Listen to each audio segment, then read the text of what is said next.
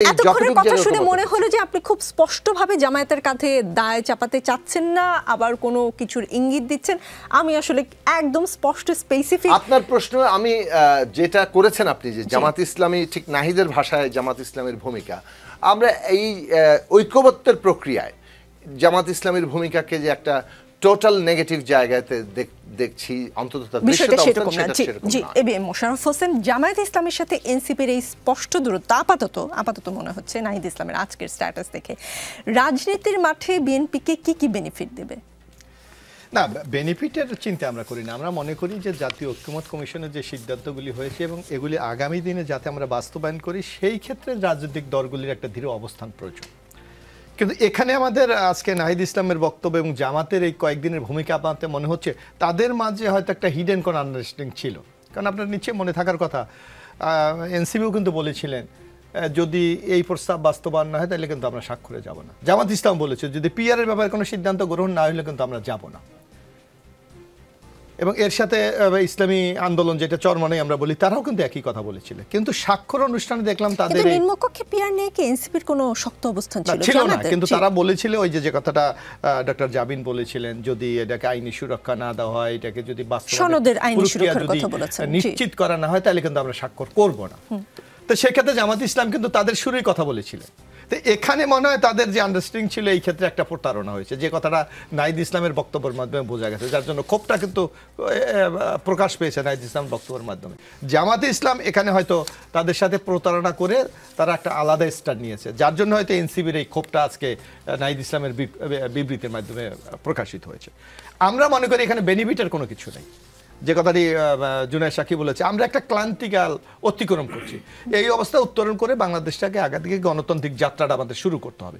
কিন্তু রাজনৈতিক দলগুলির মধ্যে যদি এই হানাহানি হয়, এই বিরোধ হয়, তাহলে আপনি দেখেন এই ক্ষেত্রে একটা বিরাট প্রতিবন্ধকতা তৈরি হতে পারে। ইতিমধ্যে দেখেন নানা ধরনের কিন্তু ষড়যন্ত্রের তত্ত্ব বাতাসে উঠছে।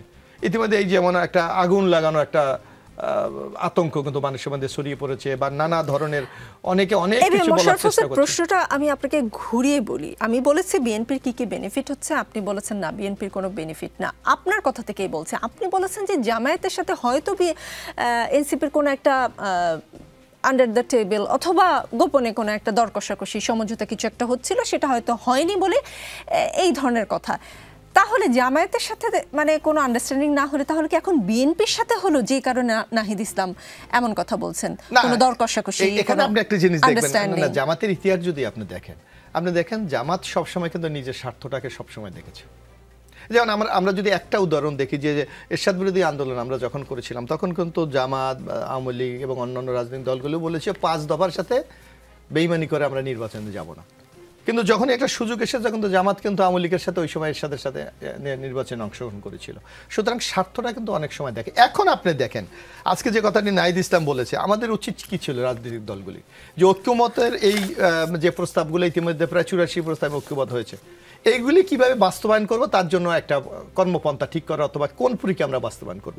কিন্তু দেখেন এই নিম্নকক্ষে পিআর এর দাবিটা, এটা সম্পূর্ণ কিন্তু এই প্রক্রিয়াটাকে অনেকটা দুর্বল করে দিয়েছে বলে আমাদের কাছে মনে হচ্ছে। এই ক্ষেত্রে জামাতের ভূমিকা অনেকটা প্রশ্নবিদ্ধ।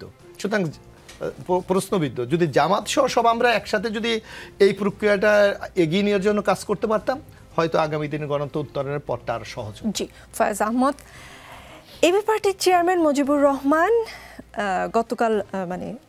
গত শুক্রবার জাতীয় সংসদের দক্ষিণ প্লাজায় জুলাই জাতীয় সনদ 2025 স্বাক্ষর অনুষ্ঠান শেষে বলেছেন, তার প্রতিক্রিয়ায় বলেছেন, বিএনপি সবচেয়ে বড় দল, তারা দীর্ঘদিন ক্ষমতায় ছিল এবং লম্বা সময় ধরে নির্যাতন নিপীড়ন সয়ে ফ্যাসিবাদের বিরুদ্ধে সংগ্রাম করেছে। তাদের মতো অভিজ্ঞ দল দ্বিতীয়টি নেই, এটা তাদের ইগো।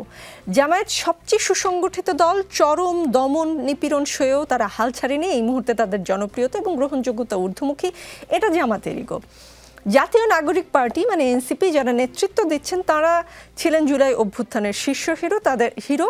তাদের আহ্বান ও নেতৃত্বে ফ্যাসিবাদের চূড়ান্ত পতন হয়েছে। দুর্ভাগ্যজনকভাবে এটাও তাদের মধ্যে ইগোর জন্ম দিয়েছে। অন্তর্বর্তী সরকার এই 3 দলকে নানা সময়ে বড় দল, সরকারের অংশ বা খুব গুরুত্বপূর্ণ দল আকারে মর্যাদা দিয়েছে বলে তিনি বলেছেন। এখন দেখছি এই 3 দলের ইগো ঐক্যমতের পথে অন্তরায় সৃষ্টি করেছে, তা আমরা দেখতেই পাচ্ছি বিভিন্ন কথাবার্তায়। সরকার তাদের মর্যাদা দিয়ে তাদের মাথায় তুলেছে, নাকি তারা মাথায় চড়ে ইগো দেখানোর মতোই দল, বা তাদের আসলে সেই যোগ্যতা তারা নিজেরাই অর্জন করেছে, নাকি ইগো রাজনৈতিক দলগুলোর অবশ্যই থাকতে পারে, কেবলমাত্র জনগণের ইগো থাকতে নেই? বিষয়টা কি এইরকম কিনা? জি, আপনাকে ধন্যবাদ। আপনার শেষ জায়গাটুকু দিয়ে আমি শুরু করি। জনগণের ইগো সবচেয়ে বড় ইগো। জনগণের ইগোর আমরা স্বাধীন বাংলাদেশেও নানান সময়, ইভেন বাংলাদেশের স্বাধীনতা, যে বাংলাদেশ রাষ্ট্রের যে জন্ম, সেটাও জনগণের ইগোর মধ্য দিয়েই। আর একদম লেটেস্ট এক্সাম্পল যদি বলি, সেটা হচ্ছে জুলাই আগস্টের অভ্যুত্থান, সেটা জনগণের ইগো। সুতরাং আপনার রাজনৈতিক পরিমণ্ডলে যে কোনো, যত বড় রাজনীতিবিদ হন আর যত বড় রাজনৈতিক দলই হন না কেন, জনগণের এই ইগোটাকে, যেটাকে ইগো বলছেন আপনি, আমি সেটাকে আসলে অ্যাডভান্টেজ বলতে চাই। জনগণের অ্যাডভান্টেজটাকে যদি আপনি অবমূল্যায়ন করেন, বুঝতে ভুল করেন, তার খেসারত নানান প্রক্রিয়ায় দিতে হয়। এবার আপনি মঞ্জু ভাইয়ের যে বক্তব্য, যে বিএনপি বাংলাদেশের সবচেয়ে বেশি অভিজ্ঞ রাজনৈতিক দল, অন্তত সরকার পরিচালনার ক্ষেত্রে এই মুহূর্তে, এতে কোনো সন্দেহ নাই। একই সঙ্গে জামাত যে সুসংগঠিত, তার রাজনৈতিক স্ট্রাকচার যেরকম, যেভাবে তারা রাজনীতি করে, সেই জায়গায় তার একটা অ্যাডভান্টেজ ডেফিনেটলি থাকতেই পারে। অপরদিকে আপনি জুলাই অভ্যুত্থানের একদম সম্মুখ সারির যেই নেতৃত্ব, তাদের মাধ্যমে গড়ে ওঠা যে রাজনৈতিক দল এনসিপি, সেটাও তাদের ভীষণ অ্যাডভান্টেজের ব্যাপার। আমি মনে করি নাগরিকদের কাছে এই সবগুলি অ্যাডভান্টেজই সমানভাবে গুরুত্বপূর্ণ। হয়তো এর মধ্য থেকে নাগরিকরা বিবেচনার সুযোগ পান, কোন অ্যাডভান্টেজটাকে আমরা কোন কারণে কোন সময়ে সুযোগ দেব। ধরুন, অভ্যুত্থান হয়ে গেছে, আমরা আওয়ামী লীগের অপশাসন থেকে মুক্তি পেয়েছি, এটা যেমন সত্য, এইটার ইমোশন আমাদের মধ্যে থাকবে, কিন্তু একইভাবে এটা ধরেই আমাদের পড়ে থাকার কোনো বাস্তবতা নেই। সেই জায়গা থেকে যদি আপনি ধরেন, তাহলে আমার ইমিডিয়েট সামনের প্রশ্ন হচ্ছে আগামীর দেশ পরিচালনা, যেটা আগামী ফেব্রুয়ারির নির্বাচনের মধ্য দিয়েই ঠিক হবে কারা আগামী রাষ্ট্র পরিচালনার দায়িত্ব পাবে। সো নাগরিকরা আরেকবার তার রাষ্ট্রকে পরিচালনা করবে, তাকে অ্যাসাইন করার সুযোগ পাবে। সেক্ষেত্রে সে বিবেচনা করবে কোন গুণটার জন্য আমি কোন কাজে কাকে অ্যাপয়েন্ট করব। যদি নাগরিকরা মনে করে বিএনপি রাষ্ট্র পরিচালনার ক্ষেত্রে তার যে অভিজ্ঞতা, আমার প্রশ্নের একটা জায়গা বোধহয় আপনি মিস করেছেন।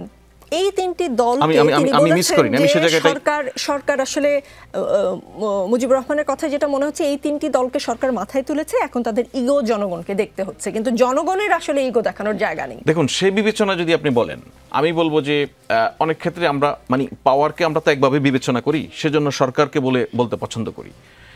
সবগুলি রাজনৈতিক দলই তো এখন মাথায়, কেউ তো আর পদতলে নেই, নিউইয়র্কে যায় না। সেটা আপনি বিবেচনা করে, সেটা একটা অন্য প্রসঙ্গ, সেটাকে দিয়ে যদি আপনি বিবেচনা করতে বলেন, তাহলে আমাকে আলাদা করে সময় দিতে হবে। এক্সাম্পল দিলাম, সবই নিউইয়র্কে যায়, সবগুলি রাজনৈতিক দলের প্রতিনিধিত্বই নিউইয়র্কে প্রতিষ্ঠিত হয়েছে। এই সবগুলি রাজনৈতিক দলই কোনো না কোনোভাবে, যে তিনটি রাজনৈতিক নেতৃবৃন্দ নিউইয়র্কে গেছেন, তাদের সঙ্গে কোনো না কোনোভাবে অ্যাফিলিয়েটেড, সে বিবেচনায় গেছেন। সেক্ষেত্রে আমি যেটা বলছি, সবাই মাথায়। যুগপৎ আন্দোলনের শরিক সাকিব ভাইয়ের দল দীর্ঘদিন, সাকিব ভাই 27 দফাকে প্রেসার দিয়ে 31 দফায় পরিণত করতে সক্ষম হয়েছে সাকিব ভাইয়ের দল। সুতরাং এটা একটা অন্য, আমি বলছি সেই জায়গাটা আমি যাচ্ছি না। সুতরাং কোন রাজনৈতিক দলই মাথার উপরেই, পায়ের নিচে নাই, সবাই মাথার উপরে। আর প্রত্যেকের ইগোটাকে, যেটা মঞ্জু ভাই বলেছেন, সেটাকে আমি অ্যাডভান্টেজ বলতে চাই। নাগরিক সিদ্ধান্ত নেবে, সেটা আপনি প্রতিষ্ঠিত করতে পারেননি। জোনায়েদ সাকি আপত্তি জানিয়েছে। মির্জা